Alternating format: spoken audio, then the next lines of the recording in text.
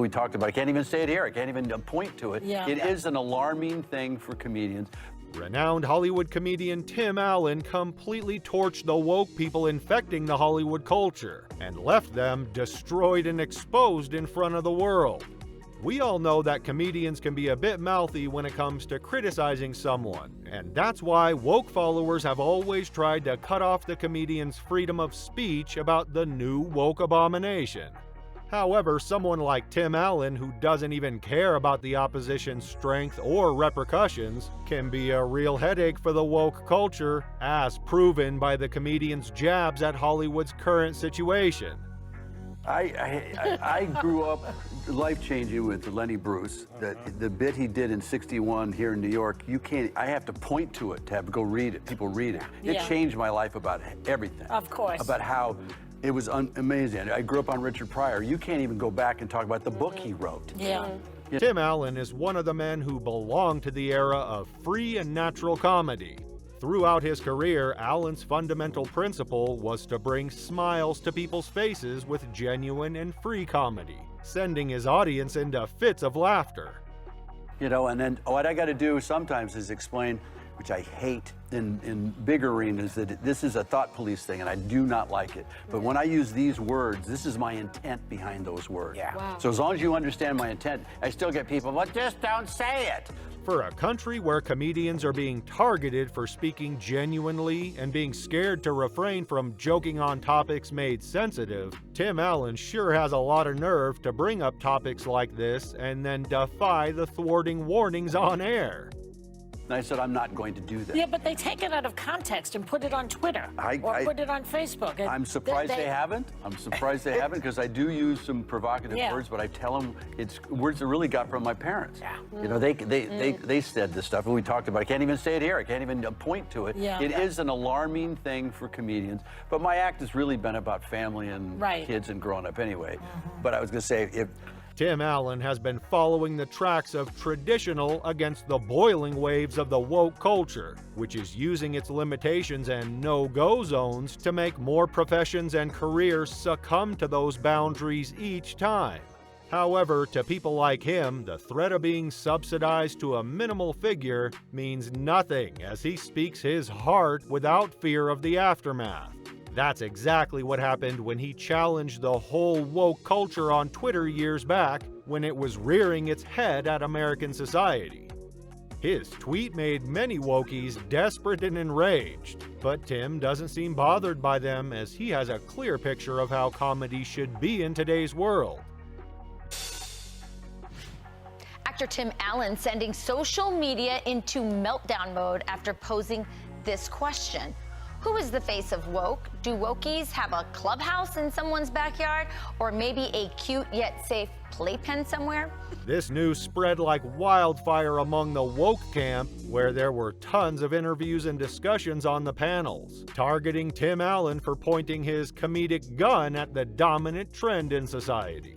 He wants to know what the face of woke look like, and here's what I picture. These trolls that hide behind their computer or their screens and their laptops and their keyboards, because those are the people that complain the most, those whose faces we do not see. So Tim Allen, that is your answer. You're looking at trolls. Unhappy people. Yeah, miserable curmudgeons.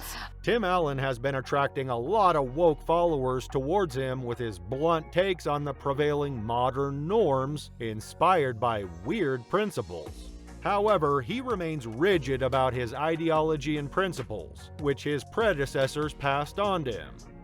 whatever political party it was, always they hated the government and who's going to pay for it. Yeah. They always argued about that over vodka and cigarettes. Who's going to pay for it? I don't know, the government and all this. And if I bring up that whole story about my grandma once, because I stole money from my parents, I never worked, and my one grandma says, I got ourselves a little Democrat down there. The fondness with which he regards and remembers the people inspiring him to become like this shows how much he treasures their teachings. And I do that in Miami. People laugh and cheer. You do it in Reading, Pennsylvania? Oh, hey, oh. Why? Why Reading? Well, it's a little bit more democratic. Oh, so they don't like it. They didn't like that, and I do the city. So when I do the political stuff, it's a little bit more, And I don't really do political stuff. It's more of a perspective. Yeah. Right. It's amazing how he's sitting there criticizing the Democrats at a table full of vicious ladies who are strictly adherent to the Democratic ideology as it aligns with the woke culture. That's gotta take a lot of guts to do when you're already on the lookout list for the wokies.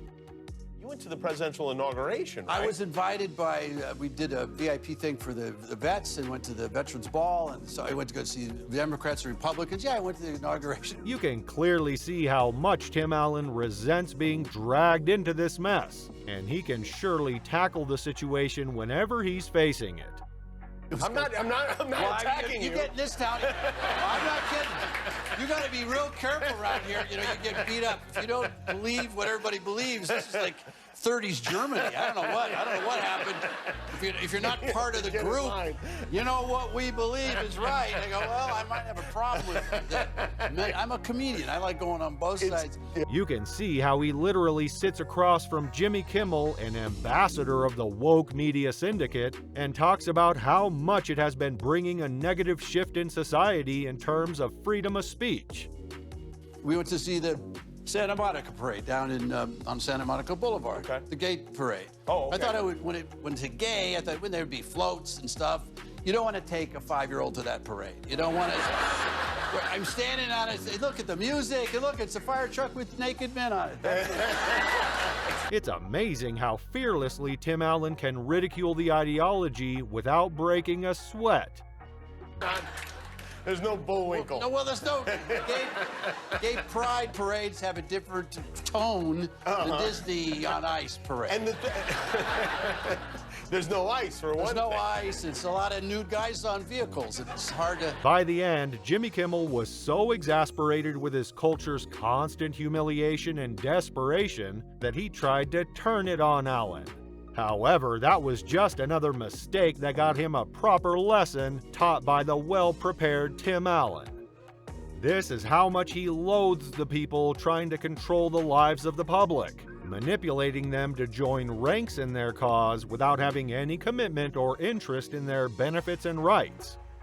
I have buddies that are in the security business. I'm a tech freak, so I have a guy that's got he always has battery, like cell phones, that batteries come out, because he tells me this weird story. He says, you put an iPhone down for a week, you shut it off. In a week, it's dead, right? And I go, oh, God, it's not really ever off. He goes, no, it's never off. They always know where you are. And I go, oh, God. I get paranoid just from being around this cat. Oh. But one day I was thinking, if a government drove by down the street with like a gray sedan with a camera on it, you'd be rioting, going to Washington. But if it's white with emojis and Google on it, yay, you're waving at it. They're taking pictures of your house. Harley, you're waving at it. Look, take a picture of my house from the sky. There's that camera that looks around your block. Who are these people?